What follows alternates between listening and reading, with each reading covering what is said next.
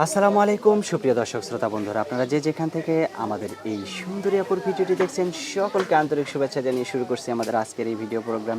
সকলকে আন্তরিক শুভেচ্ছা জানিয়ে শুরু করছি আমাদের আজকের এই ভিডিও প্রোগ্রামে। দেখতে পাচ্ছেন ক্যামেরার সামনে নিয়ে এসেছি একটা অপরূপা সুন্দরীকে, তার কথাগুলো আপনাদের সামনে তুলে ধরবো। চলুন শুনে আসি এই মিষ্টি আপুর কথাগুলো তার মিষ্টি মুখ থেকে।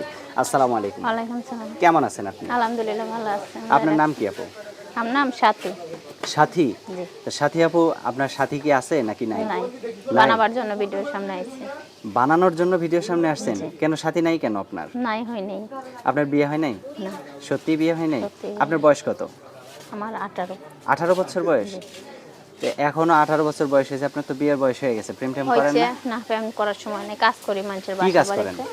এই সেলাই মেশিনের কাজ করি। সেলাই মেশিনের কাজ করেন?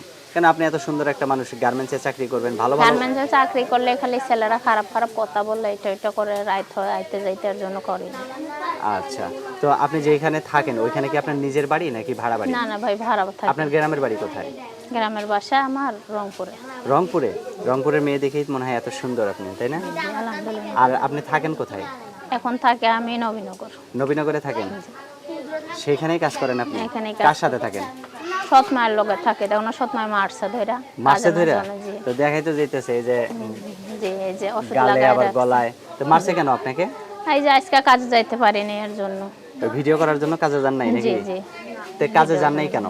এই কাজে যাই নাই ভিডিও না করলে হইতো না? আপনি না কাজ না, করে খাবেন। ভাবছি ভিডিওটা করতে গেলে যদি কোনো মনের মানুষ পাই বিয়ের সাথে বসবো, তো করে এর জন্য। কি রকম মানুষ পেলে বিয়ে শাদী করবেন? কিরকম ভাই, বয়স্ক হোক, কালো হোক, ধলা হোক, সমস্যা নাই, যে আপনি আমার একটা দায়িত্ব যুবতী নেই। মেয়ে, সুন্দরী একটা মেয়ে, তাহলে একটা বয়স্ক লোকের কাছে কেন বিয়ে বসবেন? ভাই বয়স্ক লোক হোক, আর যে আমার দুঃখ বুঝবো, বিয়া করবো, আমি তারাই চাই যে আমরা দুই বেলা দুটো খাওয়ান খরচ দিতে পারবো, আচ্ছা। পাশে থাকবো, দুঃখ বুঝে এটাই চাই, যাদের সৎ মার মার গেলে না খাইতে লাগে। তো এখন যদি আপনাকে কেউ বিয়ে করতে চায়, আপনার সৎ মাই বিয়ে দিবে?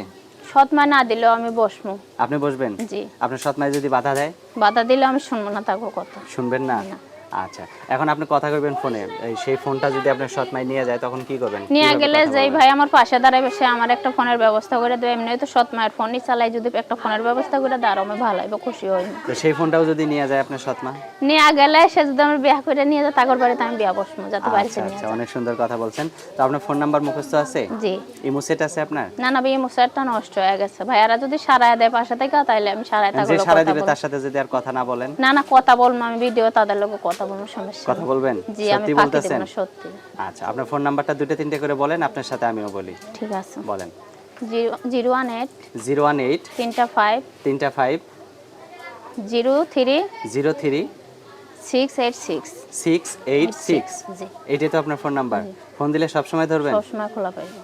সবসময় খোলা থাকবো? সবসময় ধরবেন? সবসময় ধর্মও খোলা পাইবো। তা খাওয়া দাওয়া করবেন না, ঘুমাবেন না? সবসময় ঘুমানো ফোন বাদ ধরতে দিয়ে পারবেন? কথা বলবো, সমস্যা ঘুমানো নেই। বাদ দিয়ে কথা কবেন? মনের মানুষের জন্য আমি তাও রাজি আছি। আচ্ছা, ঠিক আছে আপু, ভালো থাকবেন। হ্যাঁ, ঠিক আছে। প্রিয় দর্শক, এই সাথী আপুকে যদি কারো জীবনের সাথী করে নিতে চান তাহলে অবশ্যই ভিডিওতে দেওয়া নাম্বারে ফোন দিবেন। আর ভালো থাকবেন সকলে, আল্লাহ হাফেজ।